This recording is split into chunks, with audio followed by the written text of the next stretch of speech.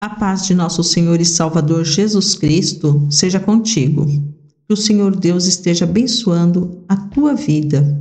Com certeza, a leitura da palavra fala aos nossos corações e fortalece a nossa fé em Jesus Cristo. Que o Senhor Deus te abençoe neste dia, te dê a paz, a bênção, a graça, a renovação que você tanto almeja e necessita. Que o Senhor Deus esteja trabalhando em tua vida, em teu coração, a cada dia, e que haja um mover do Espírito Santo no teu ser, porque sabemos que a graça de Deus em nossas vidas é suficiente. Passamos à leitura das Sagradas Escrituras. Segundo livro das Crônicas, capítulo 34. Josias tinha 8 anos quando começou a reinar, e reinou em Jerusalém por 31 anos. Fez o que era certo aos olhos do Senhor, e seguiu o exemplo de seu antepassado Davi, não se desviando nem para um lado, nem para o outro. No 8º ano de seu reinado, enquanto ainda era jovem, começou a buscar o Deus de seu antepassado Davi.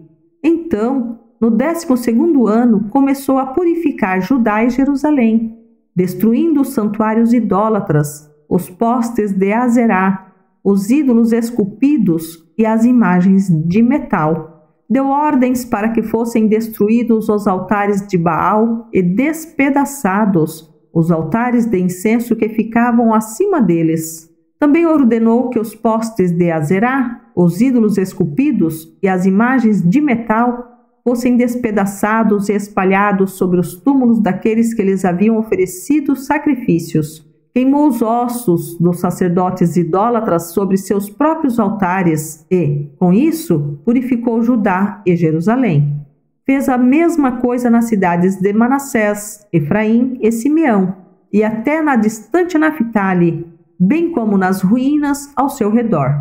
Destruiu os santuários idólatras e os postes de Azerá, reduziu os ídolos a pó e despedaçou todos os altares de incenso em toda a terra de Israel. Por fim, voltou a Jerusalém. No 18º ano do reinado de Josias, depois dele purificar a terra e o templo, nomeou Safã, filho de Azalias, Maeseias, governador de Jerusalém, e Joá, filho de Joacás, o historiador do reino, para restaurarem o templo do Senhor, seu Deus. Eles entregaram ao sumo sacerdote Ilquias a prata recolhida pelos levitas que guardavam as portas do templo de Deus. As ofertas foram trazidas pelo povo de Manassés, de Efraim e de todo o remanescente de Israel, bem como de Judá e de Benjamim, e pelos habitantes de Jerusalém.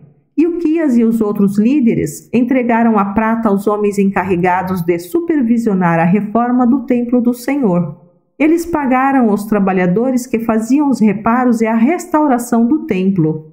Também contrataram carpinteiros e construtores que compraram pedras cortadas para as paredes e madeira para os suportes e as vigas. Restauraram aquilo que os reis anteriores de Judá haviam deixado ficar em ruínas. Os trabalhadores realizaram a obra com fidelidade, sob a liderança de Jaate e Obadias, levitas do clã de Merari, e de Zacarias e Mesulão, levitas do clã de Coate. Outros levitas, todos músicos talentosos, ficaram responsáveis pelos carregadores e pelos trabalhadores em várias funções. Ainda outros auxiliavam como secretários, oficiais e guardas das portas. Enquanto estavam retirando a prata recolhida no templo do Senhor, o sacerdote Ilquias encontrou o livro da lei do Senhor escrito por Moisés. Ilquias disse a Safã, secretário da corte: encontrei o livro da lei no templo do Senhor. E Ilquias entregou o livro a Safã. Safã levou o livro ao rei e relatou: seus oficiais estão fazendo tudo o que lhes foi ordenado. A prata recolhida no templo do Senhor foi entregue aos supervisores e trabalhadores. Safã também disse ao rei: o sacerdote Ilquias me entregou um livro. E Safã leu o livro para o rei. Quando o rei ouviu o que estava escrito na lei, rasgou suas roupas.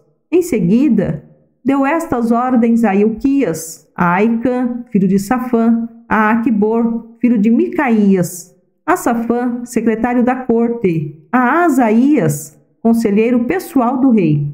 Vão consultar o Senhor por mim e por todo o remanescente de Israel e de Judá. Perguntem a respeito das palavras escritas no livro que foi encontrado. A grande ira do Senhor foi derramada sobre nós, pois nossos pais antepassados não obedeceram à palavra do Senhor. Não temos feito o que este livro ordena. Então Ilquias e os outros homens foram ao bairro Novo de Jerusalém consultar a profetisa Hulda.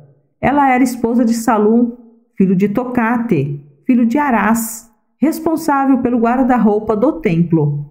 Ela lhes disse: O Senhor, o Deus de Israel, falou: Voltem e digam ao homem que os enviou que assim diz o Senhor: Trarei desgraça sobre esta cidade e seus habitantes. Todas as maldições escritas no livro que foi lido para o rei de Judá se cumprirão, pois o meu povo me abandonou e queimou incenso a outros deuses, e estou grandemente irado com eles por tudo que fizeram. Minha ira será derramada sobre este lugar e não será apagada.